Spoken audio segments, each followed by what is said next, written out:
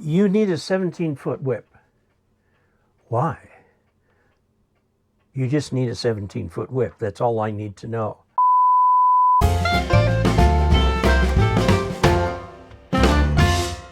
Hello, electronics enthusiasts and ham radio operators the world around. Subscribers to our channel are called Augies, and you too can become one simply by subscribing. I'm Dave Casler, amateur radio call sign KE0OG, here with another episode of Ask Dave. I've got a couple questions here from Julian N5EGG. These were posted last May. So let's take a look at this. He is a POTA, that's Parks on the Air, and a QRP operator. QRP is low power, so efficient antennas are very important to me. As such, I've been taking my antenna journey even farther by learning modeling in EZNEC. EZNEC is an antenna modeling program. It's based on some work done many years ago, I think at Lawrence Livermore Laboratories, where they created what is called the National Electromagnetic Code. Code meaning software, okay? Now, NEC 2 is free because it was entirely paid for by the government. NEC 4, which is an improvement on that, is not free because Lawrence Livermore used some of their own resources to do that one. You can buy a license for NEC 4 for what they think is an entirely reasonable sum of $300 or $400. That doesn't sound reasonable at all at me. Now, NEC 4 does some things like modeling grounding better and sloped hills and things like that that NEC 2 doesn't do. The problem with these pieces of software written in Fortran, a gazillion years old, is that they want punch card input and they'll give you a nice printed sheet out. No graphs, just tables, okay? So everything is in the old style EBCDIC format that they use on mainframes and stuff like that.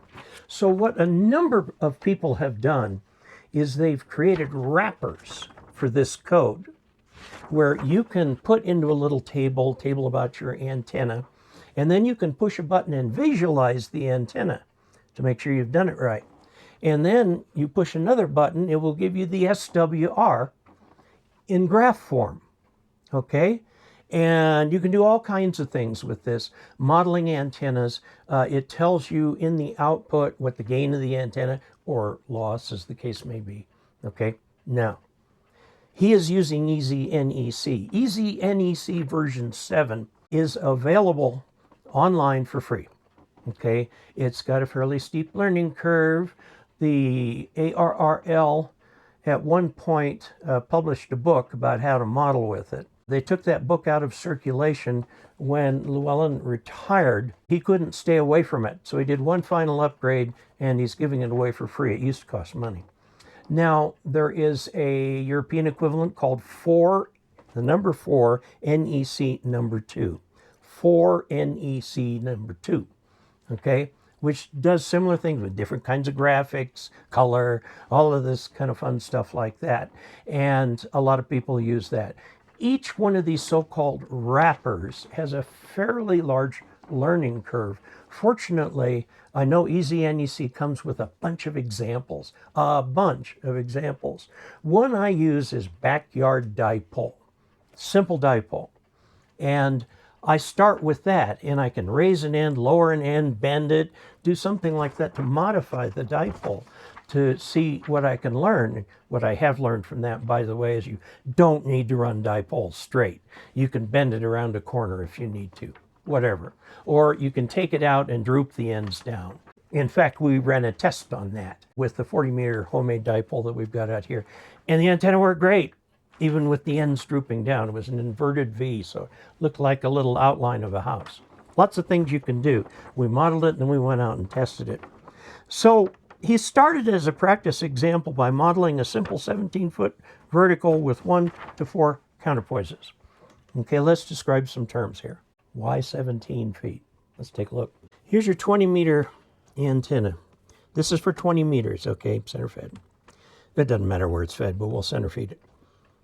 This antenna is 33 feet from end to end. That's 1/2 lambda, or lambda over 2. Okay, that's a half-wave dipole. Now, if you want to make a vertical, you come up here and put in a 17-foot vertical part, okay, and then put radials out here. Now, you will find that what you're going to want to do is 16.5 feet. But that's okay, because these whips, these are the kind you pull out long and come back like this. These can be easily pushed back in just a little bit to get just the right length. You can put out some radials like this. This is where the 17 feet comes from in his question. He's working on 20 meters. There are two things to say about the radials. First, you can lay the radials out on the ground if this 17-foot thing is insulated from the ground, and this goes to the inside of the coax, the inner conductor, and then the outer conductor connects to all the radials. And if you want to put a ground in there, you can do that. Vertical antennas are unbalanced. I know there's some people who disagree with that, but they are. Now, if you put the 17 feet up here, say on a tripod, okay, and this is like 5 feet in the air, okay, you want to run out from this, and the ends in the air, or you can bring the ends down to the ground, but the radials should also be 17 feet. You need tuned radials for elevated verticals. Okay. Now, one radial doesn't do you much good. If you bring the one radial out like this, and it's also on a tripod, and you don't have these other radials here, okay, what do you have? You have a bent dipole. That's on a tripod, that's on a tripod. You have a dipole that's part vertical, part horizontal. Will this radiate? Yes, very well. Now, you can find the halfway point on this, put a little marker there, and if there's some way you can, you know, just fold this down, get a attachment for it that will fold, and you can shorten this to this length right here and put it back up, okay, you've now got a dipole on 10 meters. And you can pick other lengths in here to get them on the right bands. There was a guy at Field Day who had just such an antenna, and it worked very, very well. Now let's take a look at some of the questions that he has asked. Now there's a number of questions that come up with this. First of all, how do I model ground mounted radials? Well, you can't do that in EZNEC 2. You can do it in NEC 4, but you can't in NEC 2. So I put them 1 inch off the ground. That's close enough, 1 inch off the ground. I suppose I could do a 1/2 inch, but 1 inch is fine. The model of the ground is, quote, normal, okay? And then that way I can see what the antenna does. What I have discovered also with practical work is once you get beyond around 8 or 16 radials, each additional radial is not adding much. You've got the law of diminishing returns. Now, to get the equivalent of a perfect ground, you need 120 radials. But why put out 120 radials each time 17 feet? It's a lot of wire. Why do that if 5 or 10 or 15 radials will do? And you can do that. Now, a vertical does not give you quite the same gain, ground-mounted vertical, as a half-wave dipole at 1/2 wavelength. Okay, so 1/2 wavelength is 30 feet up, so 33 feet up. So you'd have to have a 33-foot long dipole 33 feet in the air. Will give you the optimum single-lobed pattern. As you go up higher, that lobe will lower a little bit, but you start to grow extra lobes. And those lobes consume power, okay? You can go a little ways, but not too much. I use my vertical. I have a step IR, big IR vertical that does 80, 60, 40, all the ham bands up to 10 meters. And when it gets to 12 and 10, you can actually make a 3/4 length vertical out of the thing. The way it works is that there is a piece of copper beryllium tape inside of the thing that's curved sort of like a tape measure. You know, you pick out the tape measure like this, see how that's curved, and so it'll stand up straight. And then what they do is they use a stepper motor to put the right amount inside the tube. So although the tube is 33 feet height, if you're doing 20, it'll bring it down like this, If you're doing others, it'll do like this. If it's got room in that 33 feet, it will do a 3/4 wave vertical in there. Very nice. Okay, now that's the way that works, and that antenna is beautiful. I've got about 30 radials of various lengths laying on the ground. At this point, the grass has kind of grown up over them, but it still presents a tripping hazard to people who go walking through there. People are not supposed to go walking through there. That's my backyard. I saw a guy casually stroll across my backyard right in front of me because he was trying to get his dog. And I said, you're going to run into a tripping hazard over there. You really ought to ask before you go over somebody else's property. Help me to understand the value of the extra counterpoises. Yes. Now, the term counterpoise and radial are used identically here. Actually, if you look up counterpoise in my old Webster's dictionary, it will tell you that that is the radials for a vertical antenna. Now, counterpoise and ham radio has a much bigger meaning, but we'll stick with that for right now. It says it also helped me realize I shouldn't QRP with a vertical at all. Well, I don't agree with that. If a vertical's what you got, use it. The last POTA, well, the only POTA activation I did was with a fellow ham, Lou, I think his name was, took me down to Ridgeway State Park, very close to here. We put up his vertical, which was a 20-meter vertical. It was hooked into the trailer attachment on the back of his truck, and it had these great 4 horizontal radials on the thing, and it worked great. Oh, it was a great antenna. And we also operated 100 watts on his 7300, and we ran it off a battery, and it worked just super. We got stations from all over everywhere. Now, with that in mind, my home antenna is a TN07 MyGo 2 antenna. It's advertised as a shunt-fed vertical, and the copper rods shoved into the ground certainly intuitively seem different than a regular vertical antenna. Okay, his questions are, what's a shunt-fed vertical? How is it more efficient than a vertical with a single counterpoise? The answer, I'll show you what a shunt-fed is, and I'm going to answer the question of efficiency, meaning the percentage of your power that's radiated versus the percentage of your power that becomes heat. It varies from antenna to antenna. Let us suppose that you have a tower that is 35 feet tall. Okay, and up here maybe you have a Yagi or something like that. And this is a tower all the way up and down. And it is, of course, grounded at the bottom because the base is concrete and stuff. And you're going to have a ground rod here and a ground rod here and so on around the thing. It's very well grounded at the bottom.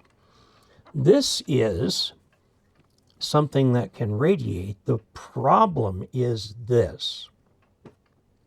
How do you feed it? It's grounded at this end, it's open at the top. The answer is you find the 50 ohm point between 0 and high impedance.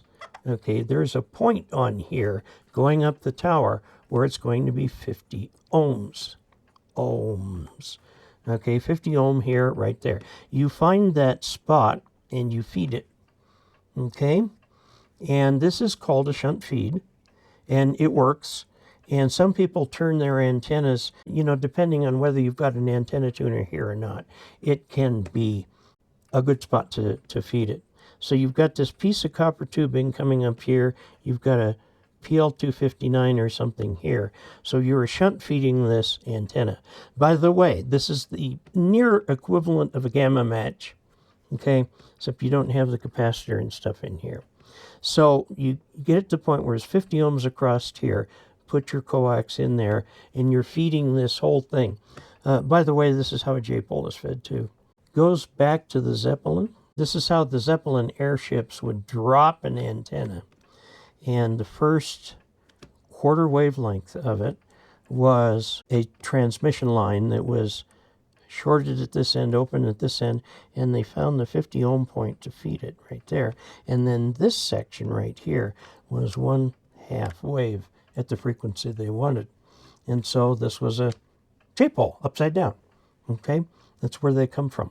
And you can do this with a HF antenna. MFJ used to make a couple of antennas that were 1/2 lambda, and it was fed at the end with open wire transmission line or window line, whatever that you wanted to do here. And then it was shorted at the bottom. So you got 0, high. Remember, the end impedance of a dipole is high. And so you found the 50 ohm point and fed it there. That's how J-poles work. And you can do this for 20 meters. Now, what about this point here? Can you put another half wave over here? Absolutely you can. Sure. So which is more efficient? The shunt-fed vertical, or the vertical that's fed at its bottom with counterpoises? The answer to that is not super straightforward. Okay, what you're looking for is a vertical that's as efficient as you can make it. Shunt feeding actually works. Okay, you can also do it by, if you ground one end of the feed line, essentially you're grounding it to the bottom of the tower or whatever your vertical is. Okay, there are many, many, many, many different ways of feeding antennas. The ones we hear about in ham radio are center fed, off center fed, end fed. We tend to end feed the vertical quarter wave of an antenna, and then we've got all these radials out there that are connected to the outside of the coax. On the outside of the coax, the radials are essentially a substitute for ground. Okay, we call them a counterpoise. They behave more capacitively than they do resistively, and there are lots of things that you can do. My suggestion is that you make the kind of antenna you want and do a comparison between the two. Have people listen, tell you which one is stronger. If you can get it within the ground wave, you get a fairly consistent signal so they can tell immediately. If you're trying to do it over the air on HF, I use an SDRPlay Duo. It's 2 receivers in one, and you can see on the computer screen the waterfalls for each, and they're of course constantly jiggling up and down with signal strength.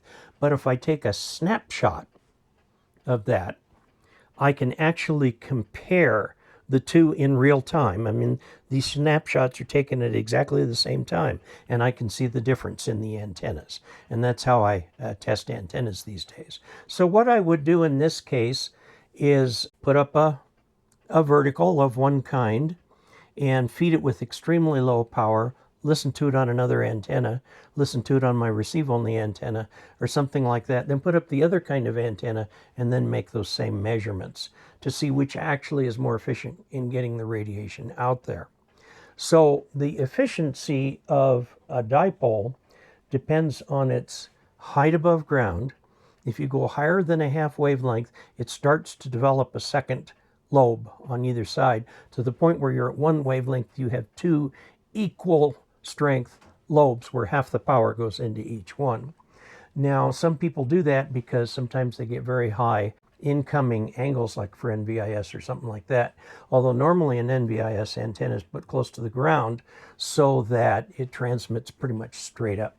Okay, now that's a long way around the barn to answer a question about antennas, and I introduced you to some other types of feeding antennas and so on and so forth. So I hope that helps.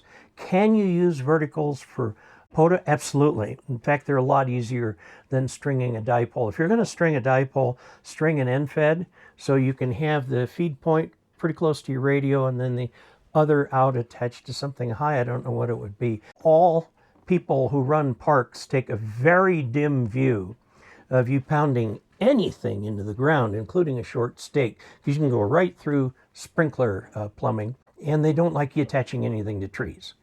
So that's why a vertical antenna is great.